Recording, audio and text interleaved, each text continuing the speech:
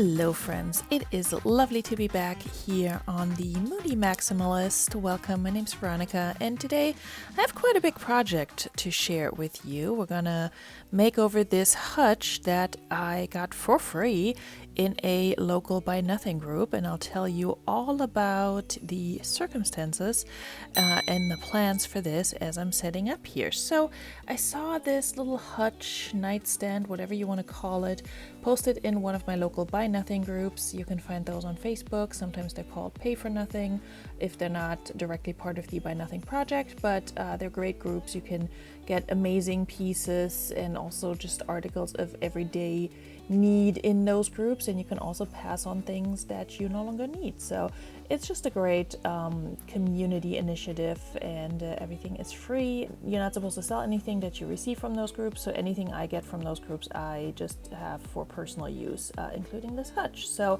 I saw it, absolutely fell in love with its potential, with the detail in the front. What I didn't fall in love with was the combination of colors, especially that bright green. The muted teal green I can live with, but the bright green, absolutely not. So I decided I had to save her and make her a little bit more moody. She's definitely maximalist, that's for sure, but I'm going to tone her down quite a bit. And I will tell you this right now, if you've never done a project where you're paint stripping a piece of furniture, don't pick a piece of furniture with this much detail. Don't do what I did.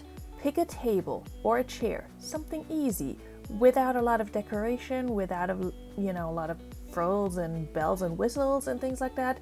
Do yourself a favor and don't pick something like this. This project brought me to my knees in so many ways, but we'll talk about it. So what I'm doing here is basically covering the entire thing. Anything that's a shade of green gets a nice little coat of citrus strip. I did some research beforehand to see which paint stripper I wanted to use, and there are different ones on the market. This one seemed to be quite popular.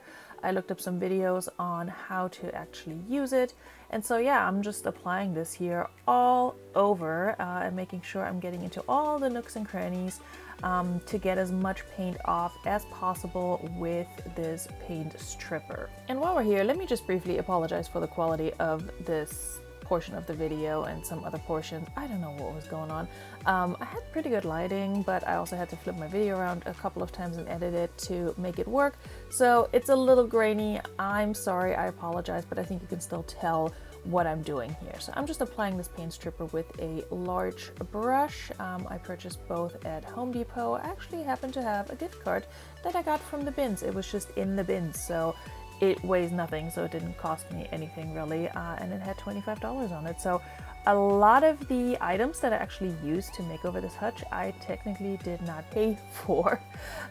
So that's just a little side note. Anyway, so I'm covering this up. I had looked up how to use citrus strip beforehand, and people were recommending to wrap the entire piece that you have covered in citrus strip in this kind of a, what's it called? Cling wrap. To wrap this entire thing in cling wrap, which is what I did. It definitely helped at the top to kind of like keep the whole situation a little bit moist, if you will, and definitely helped get the paint off on the smooth and even surfaces. But other areas, as I will soon find out here during the course of this project, were a little bit harder. So again, not the best camera angle, but you can sort of see what I'm doing. I'm scraping off the paint, the stripped paint from the top of this hutch, and I'm using a scraper, plastic one, so you don't really scratch up the wood. I didn't really care about like minor scratches because I knew I was going to paint this, but obviously if you're trying to get paint off of a wooden piece and you want to expose the wood underneath and treat that and give it its moment in the sun, then obviously you want to be more careful. Me, I just tried to get all this paint off, and one thing that I didn't know about paint stripping, or didn't think about really, was just how sticky and gooey this combination of the paint and the paint stripper gets. I'm pretty sure whoever painted this before used latex paint, so it just created this really sticky, nasty sort of texture. It's almost like you know, when you get gum stuck in your hair, like that sort of emotion was evoked by this texture. And not only is it taking off the green paint here at the top, as you can see, it's also in places right away taking off that like dark brown stain or what have you that somebody probably painted this in originally. So it's getting everything off quite well here at the top. Again, nooks and crannies, very difficult, but there were stretches where I was actually able to just scrape off an entire section of paint, but you can already see me struggle here a little bit. And then as I'm reaching down to try and get the paint off the front of this hutch, I basically failed completely, and I realized in order to get this paint off, I would need more than just this little plastic scraper. So I actually ended up going to Home Depot and purchasing several little wire brushes, different strength and like thickness and different textures. And I scraped the living hell out of this thing. Here you can see a little bit of that gooey texture. It does not do it justice. It's absolutely nasty. And for the record, I have a very small apartment and I do this indoors with decent ventilation, but still. Anyway, here you see a little bit of a close-up of this gooey nastiness before I fully brushed it with the wire brushes and then after. So the wire brushes were definitely the way to go for this project, and I just wish I had known that sooner, but I ended up getting them halfway through and they definitely helped. What they didn't help was the fact that I have carpal tunnel issues, and I tend to forget about those. But after a project like that, I can tell you I was in pain for a few nights. It was not fun, so just keep that in mind. I'm keeping it real with you on this channel. I also just want to point out that, again, this is not something I typically do. This was a big project for me, and I'm not somebody who upcycles furniture on a regular basis. So my technique and my way of approaching this is probably offending people out there. If you're offended, I am so sorry. This is just not what I do on a daily basis. I tried something out. I'm very happy with the finished product.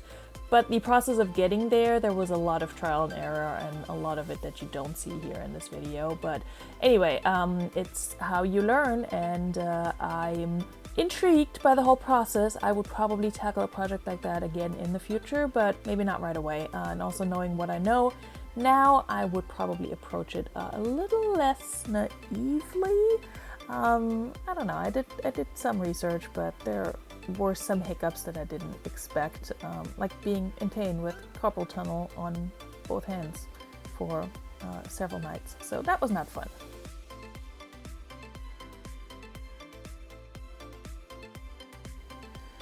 So initially I had sort of not fully decided if I wanted to paint the inside of this or not, but then some of the paint stripper was kind of dripping down and taking off the paint on the inside, and I also thought, you know, if I want to moody this up quite a bit, it would make sense to paint the inside darker, just to also just make it look cleaner and more put together and like a finished product, if you will, a product for personal use, but still. So I ended up painting the inside of this black. For the inside, I'm just using like a basic chalk paint that I watered down a little bit, because it's really not going to be visible most times. This thing is going to be closed at most times. Again, sorry for the video quality. I filmed some of this late at night with not the best lighting, so that's when I get things done. That's just how it is. Anyway, as you can see, I'm painting the insides of this hutch black, and then also any surfaces that are sort of facing downwards that you wouldn't see when you're opening it, etc. So the bottoms of these little doors and such, I painted black as well. I didn't do anything with the back of this or the bottom of this. I will say the bottom of this, there was like a piece of wood that the whole thing is basically standing on that was a little bit damaged, and if I had more talent and more tools and such, I would fully fix that. For now, I just put in those little furniture like picks that you can put in to make your furniture cause less damage on your floors and such. So I put those in, and it's not wobbly or anything, and it's quite solid. And eventually I'll probably do something with those wooden parts, either like cut it down or sand it off or something. Anyway, here are the color options, and pretty much from the get-go I had picked out these two colors with the intention of mixing them together, but I also wasn't fully sure how I would like them, so I did have a little test portion at the top of this hutch with both colors separately and then 50-50 mix to see how I would like it, and the approximately 50-50 mix was the clear winner. Now I will say one of these is satin and one of them is matte. I didn't fully think that through, but I don't think it, you know, had an adverse effect. I don't know if you're not supposed to mix them or not. It came out really nice and I like it, so I decided I don't care. Again, this is how I approach things. So I mixed the two of them together. I eyeballed all of this. I eyeballed the ratio, I eyeballed how much I would need, and thank goodness I made enough for the initial coat, and then I have enough left for some touch-ups.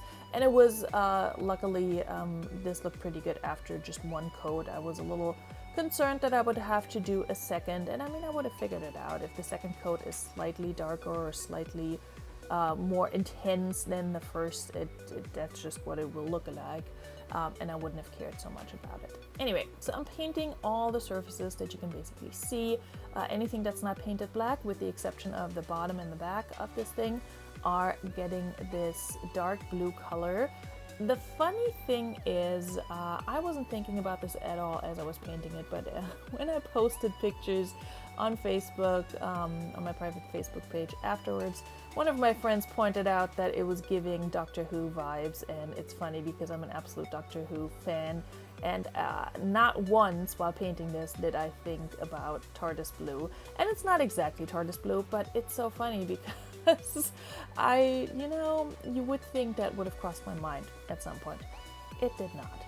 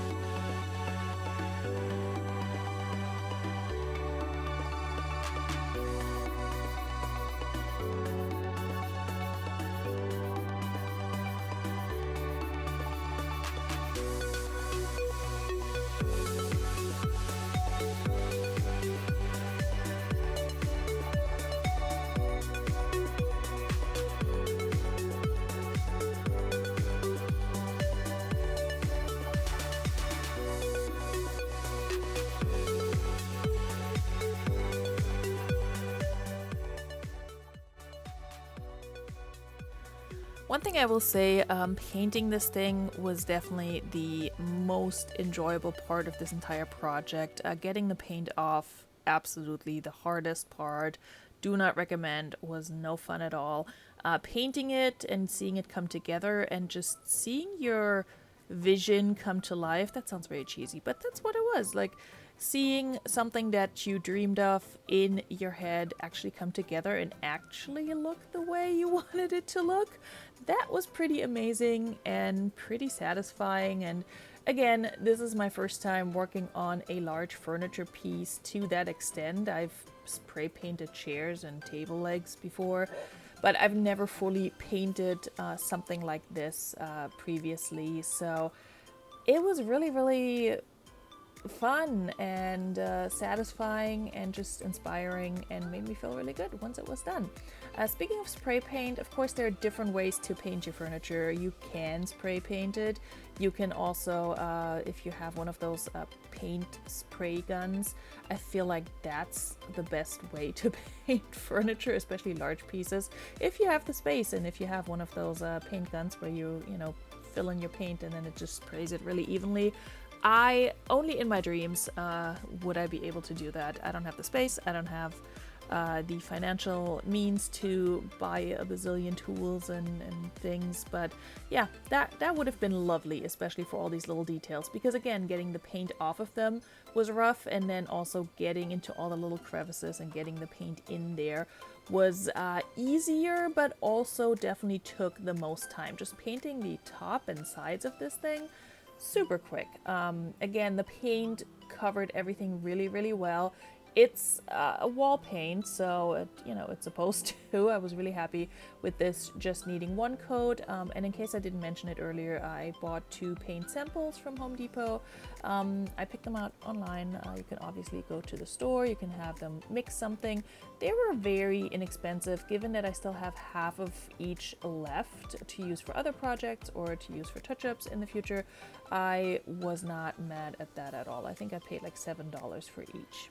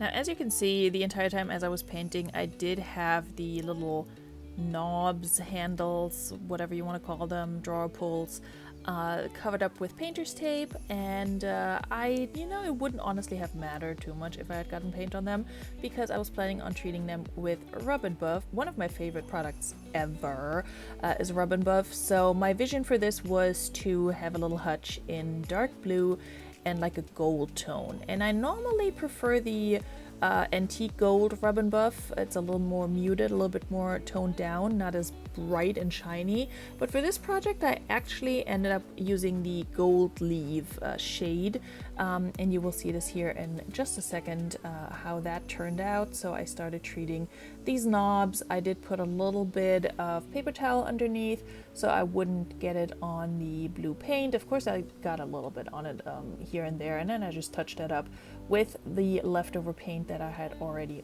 mixed up. Again, I'm zooming in here to just show you how I did this. I used my fingers and then also one of those little sponge brushes that I got from the Dollar Tree in a pack of, I don't know how many, but yeah, it was a little pack of different size sponge brushes that are that work very well for applying Rub and Buff if you don't want to use your fingers. Just to get into all these crevices, it really helped me get in there and just cover it all. With Rub and Buff, it's not an exact science. Less is more. Definitely a little goes a long way with it. And yeah, you kind of just go to town and see what it looks like and stop when you like your result. And then I was kind of going back and forth on whether or not I wanted to highlight these little frilly details here in the front of this, because they look nice on their own, but I did want to give them, their moment in the sun, and I wanted them to stand out. And so I started going in with the Rub and Buff some more just to see how I would like it, and immediately loved it. So I went to town and turned all of these into this shade of gold. And in just a moment here, I will show you the finished project and the dramatic before and after reveal. It's not that dramatic, but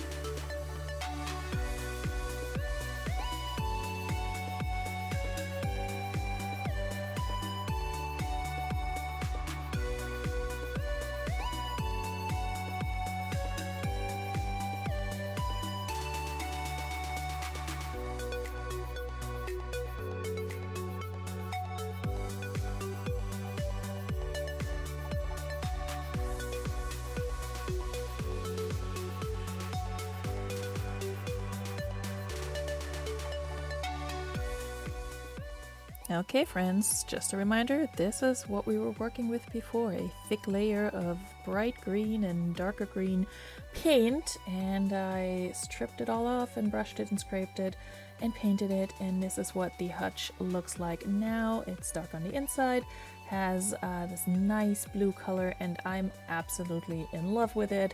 I think it came out so nice, exactly how I wanted it. I understand it's not everybody's style, just like the green color in the beginning is not everybody's style, certainly not mine, but I love how this project came out. I'm still working on how I want to style it and what I want to put on top of it, but I think it looks quite lovely. And just to remind you what the before and what the after looked like, here they are side by side. I hope you enjoyed this project, and thank you for sticking with me throughout this video. Let me know your thoughts below, and I will see you soon.